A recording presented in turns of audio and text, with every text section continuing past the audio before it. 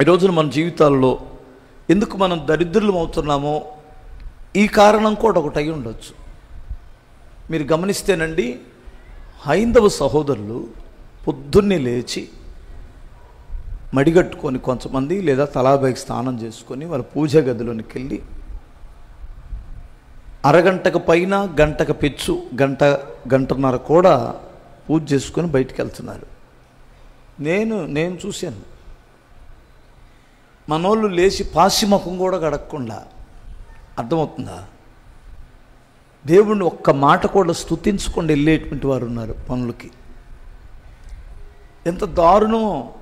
మోకరించి చిన్న ప్రార్థన చేసుకొని బైబిల్ చదువుకొని, దేవుని పని లేదు కదా, వెళ్ళి నీ సొంత పనే కదా చేసుకుంటావు. ఇంకా మా బోటోళ్ళు అంటే పొద్దున్న లేచిన దగ్గర నుంచి దేవుని పనిలో ఉన్నాం, వేరే సంగతి అది. నువ్వు లేచి ఇంక నీ సొంత పనికి వెళ్ళిపోవాలి, బండి ఎక్కాలి, ఏదో నీ ఆఫీస్కి వెళ్ళాలి, లేదో పనికి వెళ్ళాలి, ఏదో పనికి వెళ్ళాలి.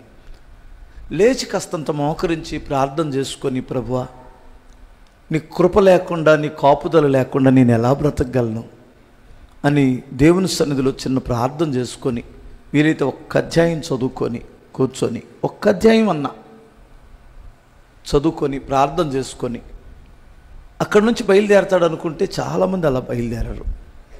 తీరా ఏదన్నా జరగరాంది జరిగిన తర్వాత దేవుడి మీదే పెట్టేస్తారు మన వాళ్ళు. ఇప్పుడు ఒకసారి ఆలోచించండి, ఇక్కడికి వస్తారా, కొంతమంది అయితే చక్కగా సెల్ ఫోన్ చూస్తూ, సెల్ ఫోన్లో అప్పుడు మెసేజ్లు పెట్టుకుంటూ, అప్పుడు మెసేజ్లు చూస్తూ ఎంత భయం లేనటువంటి వారుగా ఉంటున్నారో. ప్రియులారా, మీరు గమనిస్తే దేవుడు చాలా దీర్ఘశాంతమూర్తి, ప్రేమ కలిగిన దేవుడు. ఆయన కానీ ముఖం తిప్పుకున్నాడంటే నీ వైపు నుండి ఆయన ఏం చేయడు, నిన్ను కొట్టడో చంపడో, ఆయన ముఖం తిప్పుకుంటాడు.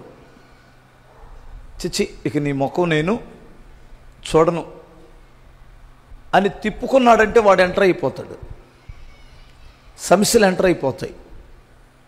అది ఎటు నుండి వస్తాయో తెలీదు. అది పిల్లల ద్వారా రావచ్చు, నీ ఉద్యోగం ద్వారా రావచ్చు, వ్యాపారంలో రావచ్చు, లేదు ప్రమాదాల ద్వారా రావచ్చు, అనారోగ్యం ద్వారా. ఎందుకంటే వాడు ఎంటర్ అయిపోతాడు.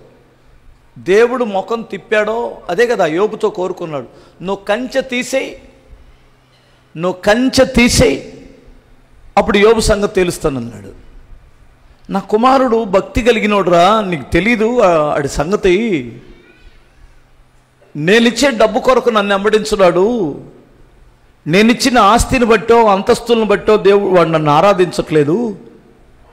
వాడికి నేనంటే ప్రాణం, నా కొరకు నిలువు నా ప్రాణమైన ఇస్తాడు కానీ నన్ను వదలడో అంటే లేదు ఇలాంటి చాలామందిని చూశాను నేను. నువ్వు ఆ కంచె తీసే నేను ఎంటర్ అయిపోతాను, ముఖాన్ని నేను దూషిస్తపోతే నన్ను అడుగన్నాడు. సరే, దేవుడు కోపం వచ్చేసి చాలా బాధతో వేదనతో ఆ కంచె తొలగించేశాడు. ఎప్పుడైతే ఆ ఇంటికి కంచె తొలగించాడో వాడు ఎంటర్ అయిపోయాడు. వాడు బహుక్రోధంగా ఎంటర్ అయిపోయాడు ఆ ఇంట్లోకి. పిల్లల్ని చంపేశాడు, ఆస్తులు తీసేసాడు, అనారోగ్యం వచ్చేసింది. ఇంకా ఈ భూమి మీద బ్రతకడం వేస్ట్ అన్నట్టుగా ఆ సంసారం మారిపోయింది. ఎందుకంటే వాడు అంత ప్రభావంతో ఎందుకు యోబు కుటుంబాన్ని నాశనం చేశాడంటే, వాడు దేవుణ్ణి స్తుతించకూడదు. యోబు అనే వ్యక్తి దేవుణ్ణి స్తుతించకూడదు, దేవుణ్ణి దూషించాలి, దేవుడు నాకేం చేశాడని ప్రశ్నించాలి.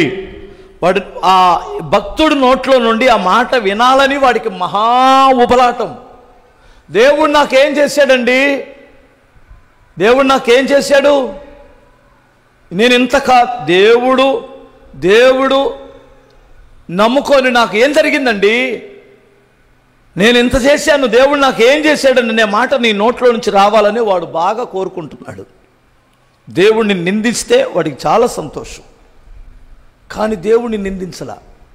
నా తల్లి గర్భములో నుండి నేను దిగంబరిగానే కదా వచ్చాను, ఏం తీసుకొని వచ్చాను, రేపు పొద్దున ఏం తీసుకొని వెళ్తాను, దేవుడు కదా ఇచ్చాడు, దేవుడే తీసుకోవడానికి అధికారం లేదా, దేవునికే మహిమ కలుగునుగా అన్నాడు. సిగ్గుతో తలదించుకున్నాడు వాడు. ఆ తర్వాత మరలా దేవుడు తిరిగి రెట్టింపు ఇవ్వడం మొదలుపెట్టాడు. హల్లెలూయా.